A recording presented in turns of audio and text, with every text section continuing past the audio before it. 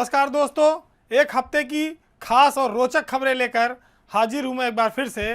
तो चलिए शुरू करते हैं इस बार का पावर सेंटर।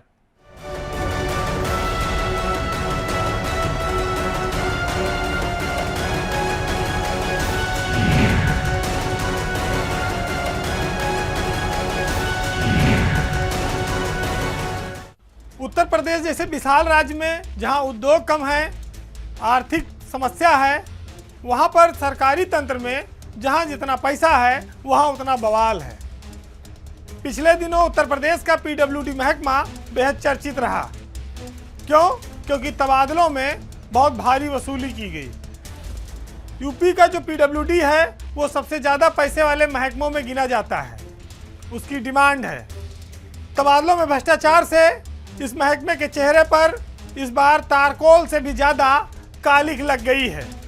पीडब्ल्यूडी में इंजीनियरों के तबादले में जमकर भ्रष्टाचार हुआ है, जिसकी लगातार मीडिया से लेके चारों ओर चर्चा रही। सरकार ने बदनामी ज़्यादा होते देखा तो एक कमेटी गठित की।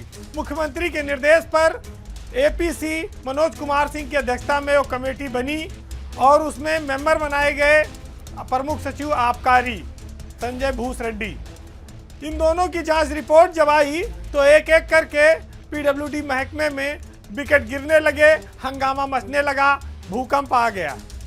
सबसे पहली गाज गिरी मंत्री जितिन प्रसाद के निजी सचिव और केंद्र सरकार से यूपी आए अनिल पांडे पर।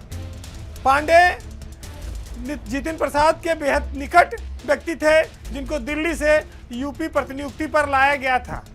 वो निजी सचिव थे और वापस उनको दिल्ली भेजा मुख्यमंत्री ने। साथ ही उनके खिलाफ विजिलेंस जांच के भी आदेश किए। भ्रष्टाचार उजागर हो गया, जिसके बाद ईएनसी मनोज कुमार गुप्ता, राकेश सक्सेना और कई सारे लोगों को निलंबित कर दिया गया। पूरा पीडब्ल्यूडी महकमा सन्नाटे में आ गया कि ये कैसे हुआ। बात सही भी है, लेकिन क्या सिर्फ मनोज गुप्ता इतना बड़ा कांड कर सकते हैं? लोगों को इस बात का भरोसा कम हो रहा है, क्योंकि जो विभागाध्यक्ष है ईएनसी मनोज गुप्ता के पास सिर्फ जेई और एई के तबादले करने के अधिकार थे। एक्सीएन, एसई, चीफ इंजीनियर, इन सब के तबादले का अधिकार शासन और मंत्री को होता है, जिसमें प्रमुख सचिव का सीधा रोल है और मंत्री जितिन प्रसाद उसका अनुमोदन देते हैं। तो ये इतना बड़ा घोटाला, इतना बड़ा भ्रष्टाचार, इतनी बड़ी उगाही अगर होती रही और कहा जाए कि पीडब्ल्यूडी के प्रमुख सचिव चुपचाप बैठे रहे, तो ये अपने आप में लोगों को बात हजम नहीं होती। मंत्री जितिन प्रसाद भी काफ़ी ज़्यादा अंदर कसमसाते रहे, लेकिन वो कुछ बोल नहीं पाए। स्थिति ये बनी कि अभी छोटों की गर्दन काटकर वाहवाही लूट ली जाए।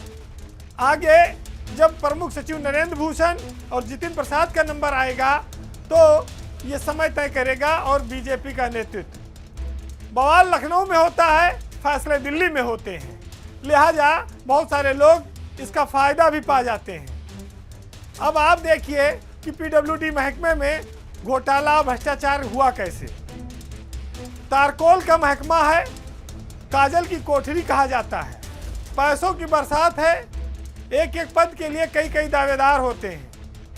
ऐसे में स्वाभाविक है इंजीनियरों के पास पैसे भी बहुत हैं, लिहाजा इसी दम पर वो अच्छी पोस्टिंग हासिल करने की कोशिश करते हैं। इस ताबड़तोड़ बैटिंग में इस बात का ध्यान नहीं दिया गया कि जिनके ऊपर जांच चल रही है, जिनकी सेवा कम बची है, एक आदमी को 2-2 जिलों में पोस्ट किया जा रहा है, धड़ाधड़ तबादले किए जाते रहे।